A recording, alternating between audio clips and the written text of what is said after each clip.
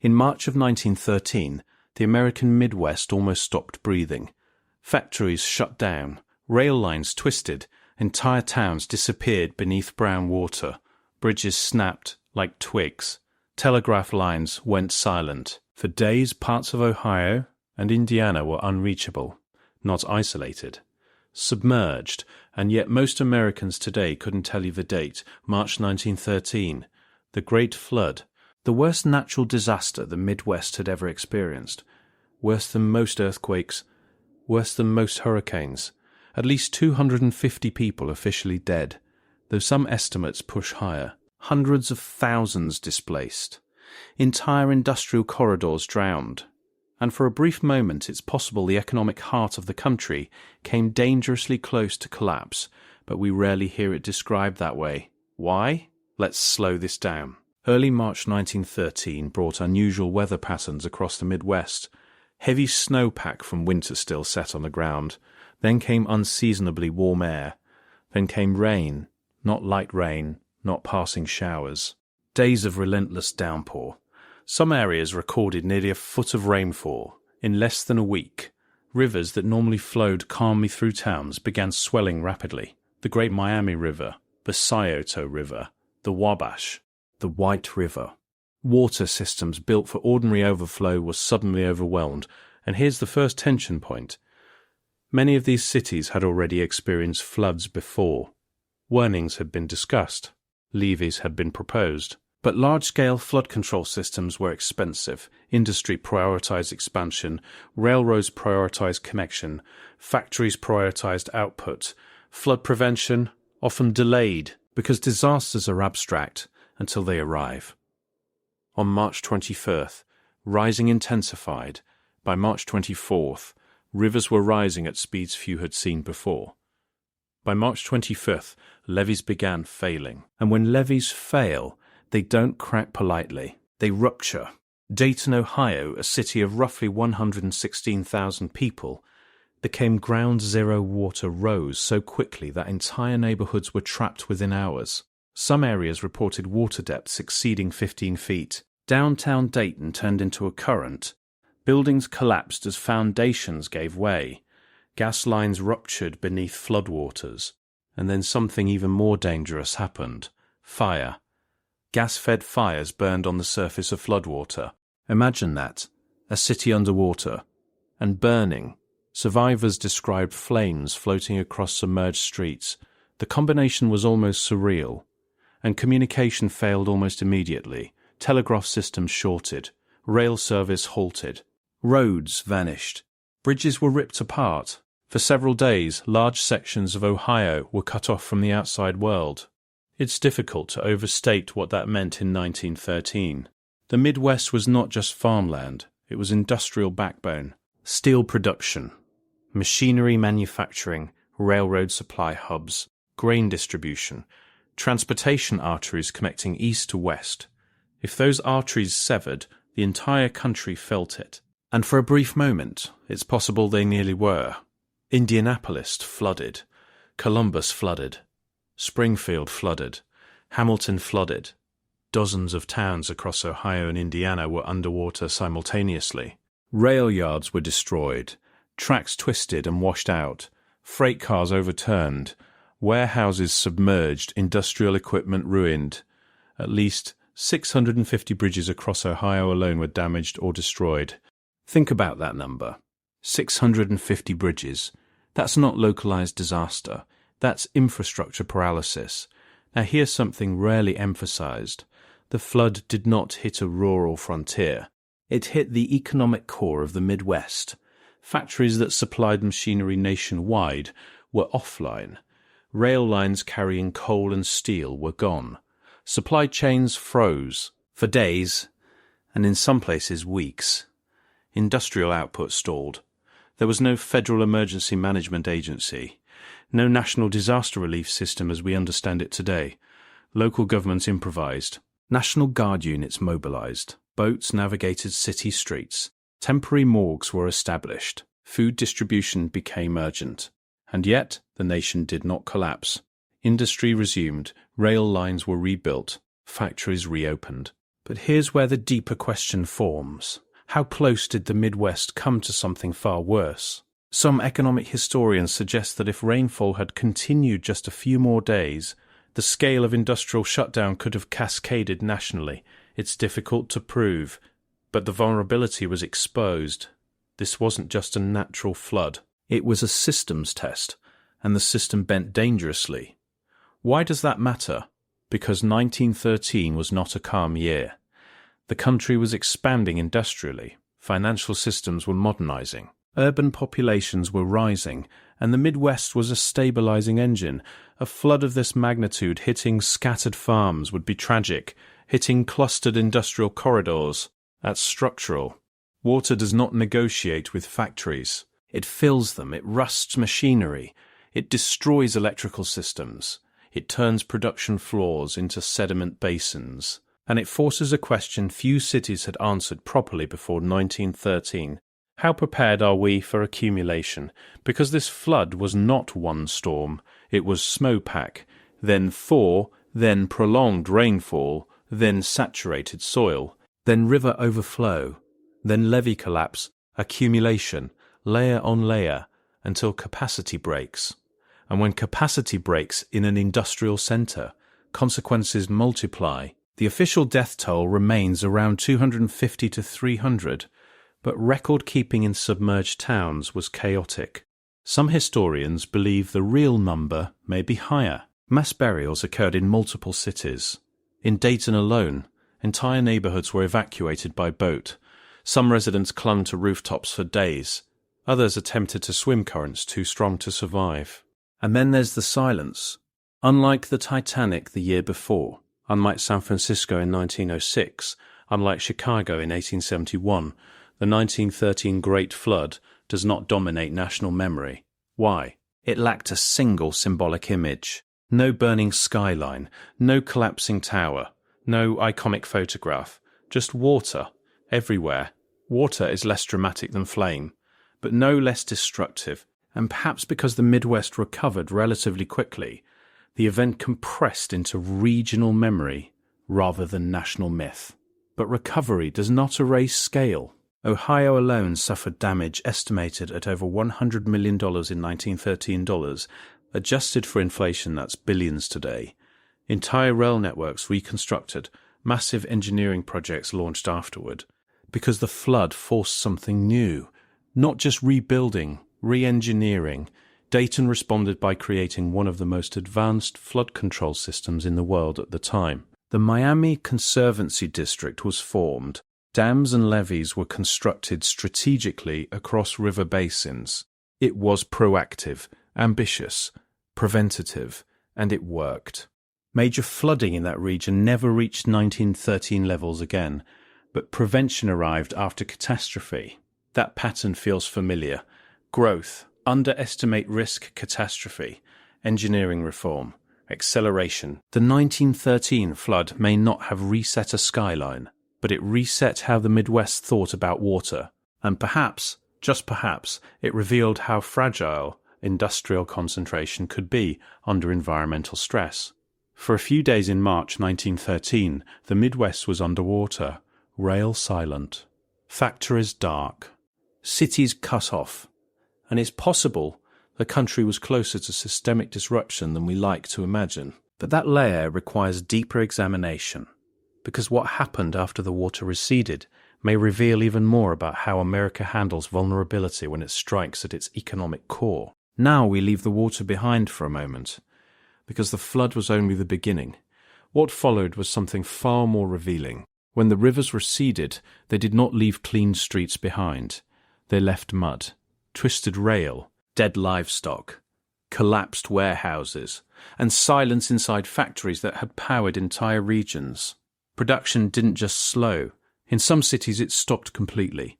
Dayton's industrial district had been underwater for days. Machinery that required precision alignment was submerged in sediment-filled currents. Motors rusted. Furnaces were damaged. Raw materials were swept away or ruined. Rail depots that fed factories' coal and steel were destroyed. And remember, this was 1913. There was no diversified digital economy. There were no instant rerouting systems. Rail was lifeline. If rail lines went down, supply chains fractured. More than 5,000 miles of railroad track across the region were damaged or destroyed. Some estimates suggest entire corridors were unusable for weeks. That's not inconvenience, that's industrial interruption at scale. Coal shipments were delayed, steel deliveries slowed, agricultural exports halted, livestock transport collapsed. Mail distribution froze. For several days, parts of Ohio and Indiana were economically isolated. Banks struggled with liquidity, local businesses couldn't access funds. Insurance claims flooded offices already overwhelmed. And here's a question that rarely gets asked. If rainfall had continued another week, would national markets have felt it? We can't prove that collapse was imminent. But the exposure was real. The Midwest was not just farmland. It was connective tissue between East Coast finance and Western expansion. Rail networks running through Ohio and Indiana carried more than passengers. They carried commerce. Water severed that connection, temporarily, but long enough to test the system. And systems under stress reveal their weak points. One of those weak points was federal coordination. There was no FEMA, no centralized disaster relief protocol, no national flood response agency. Each city improvised. The National Guard was deployed. Yes, boats were used for rescue. Private citizens organized supply chains. But coordination was fragmented. Telegraph systems had failed early. Communication between cities was inconsistent. In some towns, officials had no clear understanding of what neighboring counties were experiencing. Information traveled slowly, sometimes by train, once tracks were partially restored. Now imagine that scenario in a more prolonged event. Communication breakdown, rails severed, industrial districts offline, financial uncertainty spreading. It's not dramatic to say the country was tested. It was. And what emerged afterward was not just rebuilding, it was engineering ambition. Dayton did something radical. Instead of simply repairing levees, it studied the entire watershed. Engineers mapped river basins. They calculated flow capacity. They designed a system of upstream dams and containment zones that could absorb excess rainfall before it reached urban centers. The Miami Conservancy District was formed, one of the first large-scale regional flood control systems in the United States. This wasn't reactive patchwork, it was preventative infrastructure. Massive earth dams were constructed outside city limits. Floodplains were redesigned. Urban planning incorporated hydrology more seriously.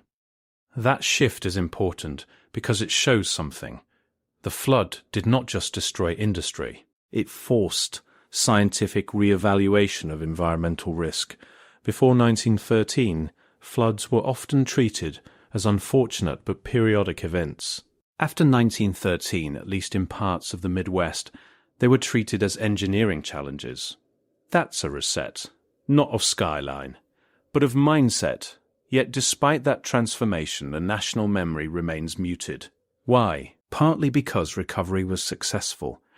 The dams worked, the region never experienced a flood on that scale again.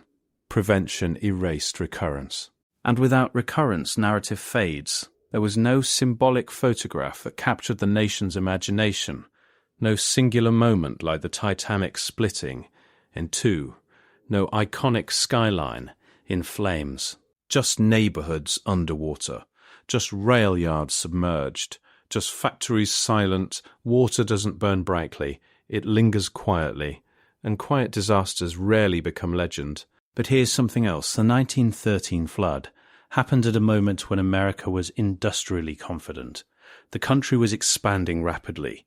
New technologies were emerging. Urban populations were rising. Confidence was high. And perhaps that confidence made vulnerability harder to see. Because water doesn't announce systemic fragility loudly, it exposes it slowly. Rail lines looked solid until they floated. Factories looked permanent until they filled with sediment. Bridges looked immovable until currents tore them free. Infrastructure feels stable until it isn't. The flood demonstrated that concentration of industry in river basins carried risk, and many of those basins were chosen precisely because water meant power. Water powered mills. Water enabled transport. Water supported manufacturing, but water also accumulates, and when it accumulates beyond capacity, it reclaims space. The Midwest in 1913 did not drown permanently, but it came close enough to reveal something structural. Environmental systems and industrial systems were intertwined. If one destabilized, the other followed. And maybe that's the deeper tension here. We often think of disasters as isolated acts of nature: storm, rain, flood. But large disasters are rarely single causes. They are accumulation: heavy snowpack, rapid thaw, saturated soil, prolonged rainfall, urban expansion into flood-prone zones, underfunded levee systems, industrial clustering along rivers. Accumulation, layer on layer, until threshold breaks. The 1913 Great Flood may not dominate national mythology, but it forced one of the most significant regional infrastructure transformations in American history. And that tells us something. Sometimes the most important disasters are not the loudest. They're the ones that quietly reshape policy, quietly reshape engineering, quietly reshape planning, without becoming legend. But we are not finished, because there's still one final layer: what the flood reveals about American growth cycles, and why events like this tend to fade until the next test arrives. Now we zoom out, because the 1913 flood was not just water in streets. It was a warning about concentration, and concentration is the quiet theme running beneath this entire story. By 1913, the Midwest was no longer frontier. It was engine. Rail hubs converged in Ohio and Indiana. Manufacturing belts ran along river valleys. Warehouses lined floodplains because rivers meant transport. Cities expanded toward water because water meant growth. That logic made sense, until it didn't. When the rivers rose, they didn't just flood homes. They flooded supply chains. They flooded payroll systems. They flooded insurance frameworks. They flooded industrial coordination. For several days, the American interior was partially disconnected from itself. It's difficult to measure how close the nation came to deeper disruption. Markets did not crash. Factories reopened. Rail lines were repaired. But the exposure was undeniable. If rainfall had lasted longer, if snowpack had been heavier, if levee failures had cascaded differently, could the Midwest have faced months of industrial paralysis? We don't have evidence that total collapse was imminent, but we do have evidence that vulnerability was real, and vulnerability at the core of industry is not small. Here's something that rarely makes headlines. Fear is something that rarely makes headlines. Science seriously. Not just local levees, entire river systems. Engineers studied flow rates decades backward. They modeled rainfall patterns. They built upstream containment instead of relying only on downstream walls. That shift represents a psychological reset. Before 1913, many communities believed localized barriers were enough. After 1913, some realized water must be managed regionally. Because water ignores city boundaries. It follows gravity. And gravity doesn't care about industry. The Miami Conservancy District became a blueprint. Other regions observed. Floodplain management slowly evolved. It wasn't instant nationwide reform, but the mindset shifted, and maybe that's why this disaster fades quietly, because it worked. The dams held in later storms. The region avoided repeat catastrophe at that scale. Prevention rarely becomes myth. Success in avoiding recurrence doesn't produce legend.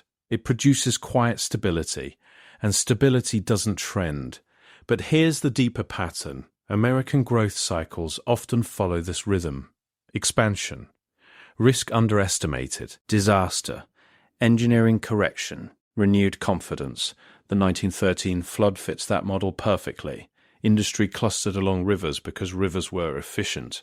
Risk accumulated invisibly. Water exposed it. Engineering responded. Confidence resumed. Until the next stress test. You see similar arcs in other eras. Dust Bowl agriculture in the 1930s. Hurricane-driven reforms along the Gulf Coast. Earthquake-resistant architecture in California. Crisis forces recalibration. Recalibration becomes standard. And then memory softens the original warning. The 1913 flood doesn't dominate national consciousness because it did not become identity. Chicago's fire became identity. San Francisco's earthquake became identity. The Titanic became identity. The Midwest flood became infrastructure. It reshaped systems without reshaping myth. But here's an uncomfortable thought. What if it had been worse? What if industrial paralysis had lasted months? What if financial stress had spread beyond the region? 1913 was already a transitional year in American finance. The Federal Reserve Act would pass later that same year. Economic modernization was underway. Confidence in national coordination was growing. A prolonged industrial shutdown in the Midwest during that period might have changed political and financial timelines dramatically. We can't prove that outcome, but we can acknowledge the narrow margin. Sometimes history hinges on duration. A storm lasting 3 more days, a levee breaking slightly earlier, a rail bridge failing at a critical junction, small differences cascade. And the Midwest in March 1913 balanced close enough to systemic disruption that engineering reform followed immediately. That alone suggests the threat was taken seriously. Today, most Americans couldn't name the Great Flood of 1913, but drive through parts of Ohio and you'll cross massive earthen dams built because of it. Walk along riverbanks and you'll see controlled spillways designed from its lessons. Infrastructure remembers even when people forget. That's the quiet legacy. Water-drowned cities. Rails stopped. Factories stalled. But the region rebuilt stronger, not in spectacle, but in structure. And maybe that's why the story feels almost hidden. It doesn't end in collapse. It ends in competence. But competence was earned through exposure. For several days, America's industrial interior was underwater. And perhaps closer to systemic failure than we like to admit. The flood did not reset a skyline. It reset assumptions about rivers, about planning, about accumulation, and about how quickly concentrated growth can meet natural force. Water is patient. It builds slowly. Then it arrives all at once. The Midwest survived. But it learns something. Concentration without foresight invites test, and every era eventually faces one. March 1913 was that test. Quietly passed, quietly remembered, and almost forgotten.